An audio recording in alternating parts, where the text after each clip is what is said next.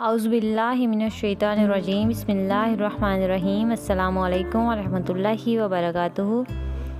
Urdu story channel میں آپ کو خوش آمدید۔ امید ہے آپ سب خیر و عافیت سے ہوں گے۔ آزمائش، ایک سبق آموز کہانی۔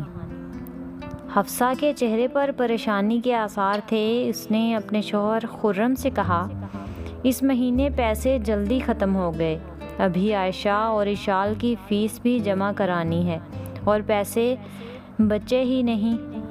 خرم اداسی سے مسکرا دیا، ابھی تو 20 تاریخ ہوئی ہے، مگر اتنی تنخواہ میں تو گزارا ہی مشکل سے ہوتا ہے۔ پھر اس مہینے اشال بیمار ہو گئی۔ حفصہ نے آہستگی سے کہا، تنخواہ ملنے میں ابھی 10 دن باقی ہیں۔ تم اسکول جا کر اس سے کہو کہ اگلے مہینے فیس دے دیں گے، خرم نے اداس لہجے میں کہا۔ میں گئی تھی مگر وہ نہیں جانتے، اور پھر اگلے ہفتے میرے بھائی کی شادی میں بھی کچھ خرچ ہوگا، حفصہ نے کہا۔ دیکھو حفصہ، ادھار چکانے کے بعد میری تنخواہ بہت کم بچتی ہے، مگر میرے پاس ایک پیشکش ہے، خرم نے بتایا۔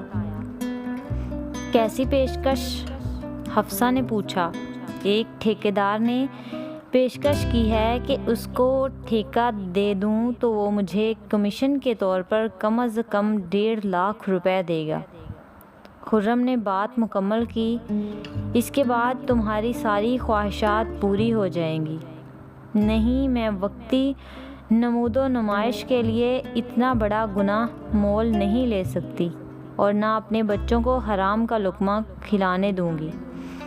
حفصہ نے دونوں بچوں کو اپنے بازوؤں میں سمیٹا۔ اس کا لہجہ پہاڑ سے زیادہ مضبوط تھا۔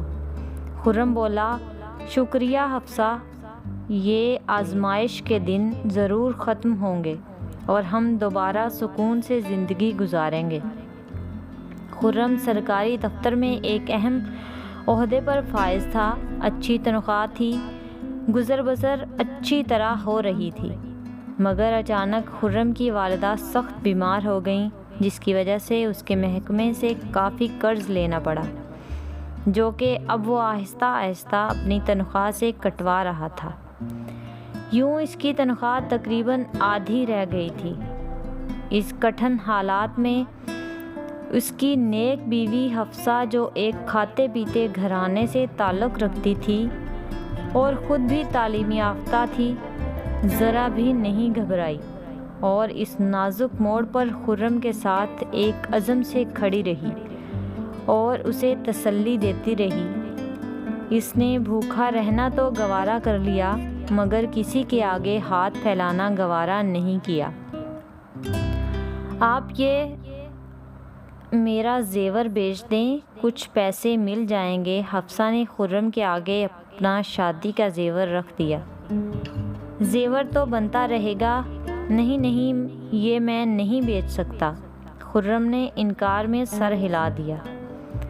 میں کچھ کرتا ہوں، مگر خدارا اسے واپس رکھ دو، خرم نے التجا کی۔ خرم آج بغیر ناشتے کے آفس میں بیٹھا تھا۔ کام میں اس کا بالکل دل نہیں لگ رہا تھا۔ رہ رہ کر اپنی چھوٹی بچیاں یاد آ رہی تھیں۔ اس کے سامنے ٹھیکیداروں کی فائلیں پڑی تھیں، جنہوں نے ایک پل بنانے کا ٹھیکہ لینے کے لیے خرم کو لاکھوں کی پیشکش کی تھی۔ خرم جانتا تھا کہ یہ پل کو ناقص مٹیریل سے بنا کر ناجائز پیسے کمائیں گے، اور خرم کو یہ بات گوارا نہیں تھی کہ وہ قوم کے پیسے میں خیانت کرے۔ اس پر بہت دباؤ ڈالا گیا، مگر وہ ثابت قدم رہا اور ٹھیکہ اور دیانتدار ٹھیکیدار کی کمپنی کے حوالے کر دیا۔ اللہ تو گواہ رہنا، میں نے حرام نہیں کمایا، خرم نے فائل پر دستخط کرتے ہوئے دبی زبان میں کہا۔ کھانے کے وقفے میں اکثر افسران کھانے کے لیے باہر جا چکے تھے۔ خرم آنکھیں بند کیے کرسی سے ٹیک لگائے بیٹھا تھا۔ اس کی آنکھوں میں نمی تیر رہی تھی۔ اچانک کسی نے اس کا شانہ پکڑ کر اسے ہلایا۔ سامنے ایک لمبا ترنگا آدمی کھڑا تھا۔ کون ہیں آپ؟ خرم نے آنسو پوچھتے ہوئے کہا، سر میں وفاقی محتسب ادارے سے ہوں۔ آپ کو میرے ساتھ چلنا ہوگا، مگر کسی کو بتائے بغیر، اس نے نرم لہجے میں کہا۔ کچھ دیر بعد وہ اس ادارے کے ایک بڑے ہال میں موجود تھا۔ تشریف رکھیے مسٹر خرم، ایک افسر نے خوش اخلاقی سے کہا۔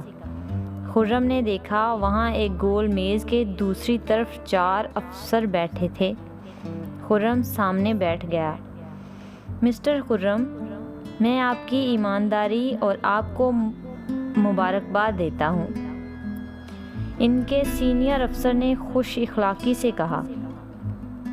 آپ لوگ کون ہیں؟ خرم نے پوچھا۔ اسے لگا کہ اس کی آواز کسی گہرے کنویں سے آ رہی ہو۔ خرم صاحب، آپ نے ضرورت کے باوجود ٹھیکے میں بددیانتی نہیں کی۔ ہمیں آپ کے معاشی حالات کا پورا علم ہے۔ آپ کس صورتحال سے گزر رہے ہیں ہمیں پتہ ہے۔ ہم نے مختلف طریقوں سے آپ کو آزمایا ہے۔ مسٹر شیخ اکرام، ٹھیکیداروں میں شیخ اکرام اینڈ کمپنی نے سب سے کم اور مناسب قیمت لگائی تھی، اور انہوں نے آپ کو کمیشن کی پیشکش بھی نہیں کی۔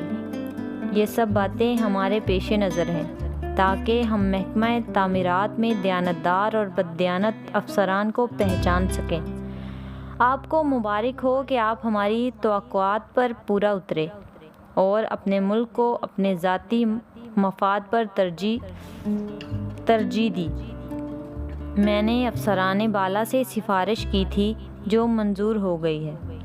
ایک افسر منی خیز انداز میں مسکرایا۔ وہ کیا جناب؟ خرم نے دھڑکتے دل کے ساتھ پوچھا۔ حکومت آپ کی ایمانداری پر بہت خوش ہے۔ اس کے صلے میں آپ کو 1 لاکھ روپے نقد انعام اور اس سے بڑے عہدے پر ترقی ملے گی۔ اور ہاں، وہ سانس لینے کے لیے رکا۔ آپ کے محکمے کے سربراہ بھی آپ سے بہت متاثر ہوئے ہیں اور اب آپ ان کے نائب کی حیثیت سے کام کریں گے۔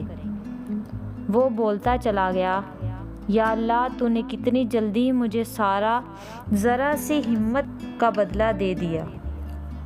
خرم کی آنکھوں سے آنسو نکل پڑے اور وہ اللہ تعالیٰ کی اس مہربانی پر خوش ہوا اور اس کی آنکھوں سے آنسو جاری ہو گئے۔ یہ تھی آج کی ہماری کہانی، جس سے ہمیں یہ سبق ملتا ہے کہ ہمیں برے وقت میں کبھی ہمت نہیں ہارنی چاہیے اور برے وقت میں کبھی بھی غلط راستہ اختیار نہیں کرنا چاہیے۔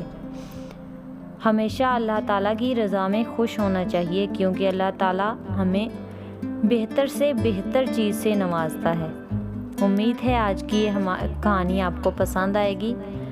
اگر آپ ہمارے چینل پر نیو ہیں تو ہمارے چینل کو سبسکرائب کریں اور ساتھ ہی بیل آئیکن کے بٹن کو دبائیں تاکہ آئندہ آنے والی ویڈیو آپ تک بر وقت پہنچ سکے۔ نیکسٹ ویڈیو تک کے لیے ہمیں اجازت دیں۔ اپنا خیال رکھیں اور اپنے ساتھ جڑے لوگوں کا بھی خیال رکھیں۔ اللہ حافظ۔